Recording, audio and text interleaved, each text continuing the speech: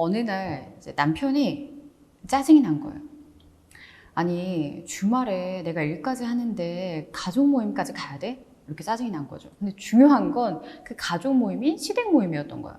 그러니까 아내가 아니, 내 가족이야? 당신 가족이야. 나도 가기 싫어. 근데 오래잖아. 라고 이제 이 둘은 이제 서로 짜증이 이제 싸움으로 번지고 이제 골이 깊어지게 됩니다. 그러면서 이제 남편이 그럼 당신도 가지 마. 가기 싫으면 이렇게 단절돼 버리죠.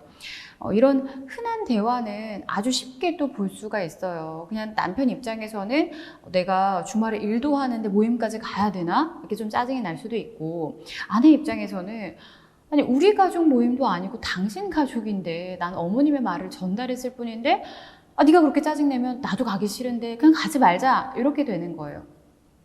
그런데 우리가 설득을 해야 될 때, 의견이 서로 다르지만 서로 감정이 좀 예민하게 대립되어 있지만 그래도 한 사람을 좀 끌고 가야 할 때 요령이 있어야 합니다. 그래서 오늘 그 요령으로 저는 공감력을 말씀드리고 싶고요. 공감을 하기 위해서 어떻게 하면 좋은지, 지난번에 이제 경청을 하는 방법, 경청이 어려운 이유, 그 내용들을 스피치 도서 분류해서 정리를 해드렸는데, 오늘도 이 고수의 설득법에서, 장정빈 교수님의 고수의 설득법에서 이제 공감에 대한 내용을 좀 가지고 왔습니다.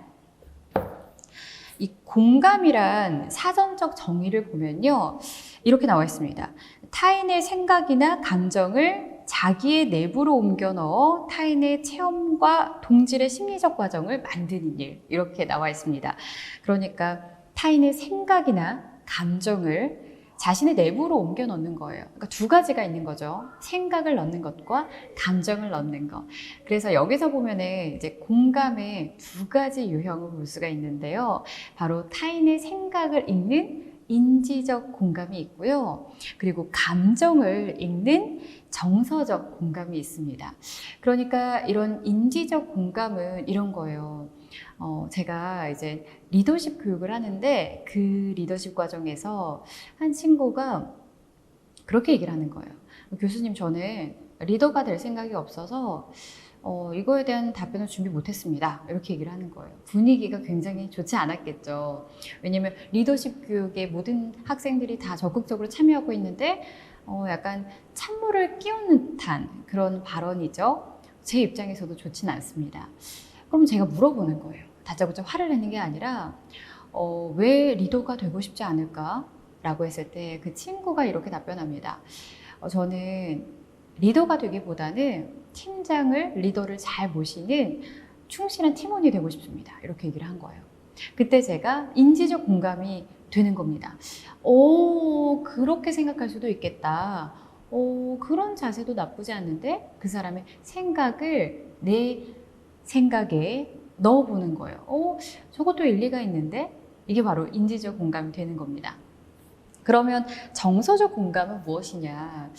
이거는 어떻게 보면 인지적 공감보다는 약간 노력하지 않아도 될 수 있는 일들이에요. 그러니까 우리 뇌에는 거울신경세포가 있어서 타인의 감정을 따라하게 된다고 합니다. 즉, 타인의 상처를 봤을 때 같이 아픔을 느끼는 거, 누군가 신거를 먹고 있을 때 나도 침이 나오고 신거를 먹는 듯한 느낌이 나오는 거, 이게 바로 이제 감정이 동일해지는 건데, 이런 정서적 공감 능력 또한 매우 중요하죠. 누군가 나 되게 슬퍼, 나 좀 우울한 것 같아 라고 했는데 네가 왜 우울한지 모르겠어. 넌 다 갖췄잖아, 다 가졌잖아, 네가 왜 우울하니? 이렇게 정서적 공감이 되지 않는 사람하고도 얘기하기가 싫죠.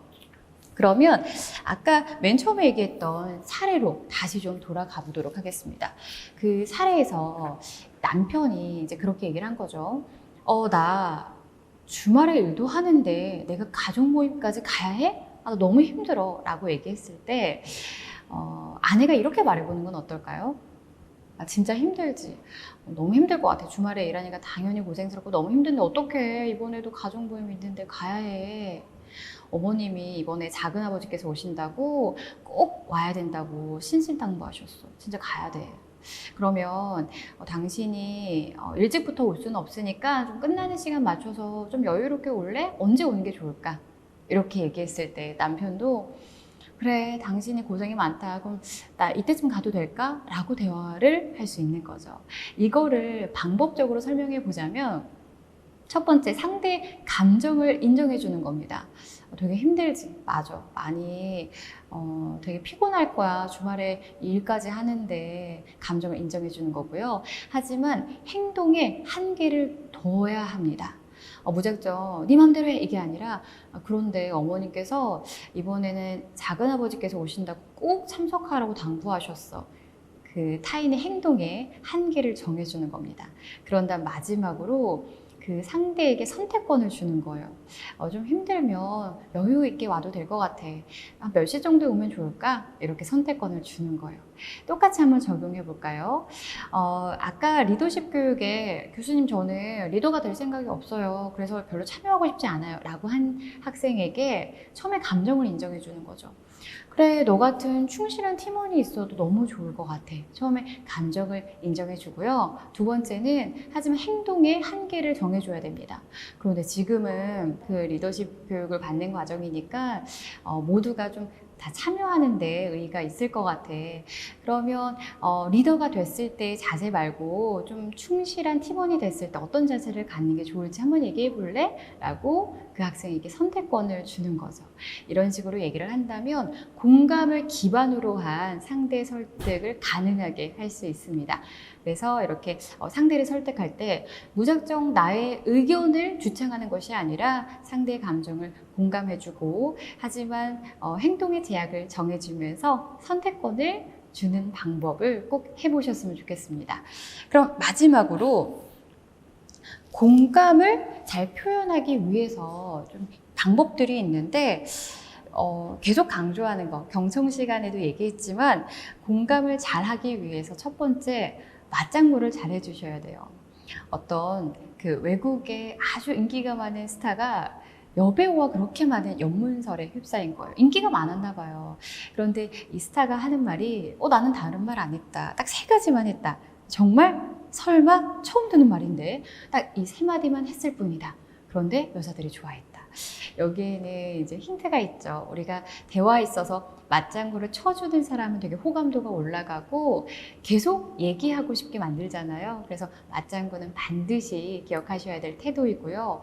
두 번째는 반영의 표현법을 활용하라 라고 얘기하고 있어요. 그러니까 영어로 reflection이라고 나옵니다. 그래서 이 반영이라는 거는 반사의 개념이라고 생각을 하시면 돼요. 그래서 상대가 말했을 때 똑같이 반복을 하는 거예요.